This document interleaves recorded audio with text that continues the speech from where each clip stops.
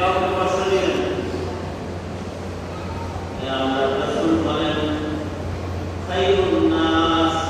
মান ইয়ানফাউন নাস খায়রুন নাস মান ইয়ানফাউন নাস ভালো মানুষ হলো সে যার দ্বারা মানুষ উপকৃত হয় ভালো মানুষ সে যার ভিতরে মনুষ্যত্ব আছে মহব্বত আছে অপরকে উপকার করার ভালোবাসার মেজাজ আছে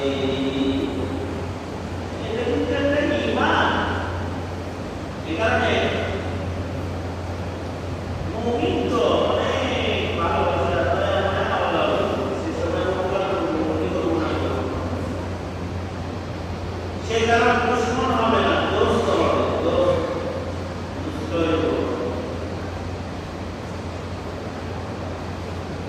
মুমিনের হৃদয়ে ঘৃণা, কাফেরের হৃদয়ে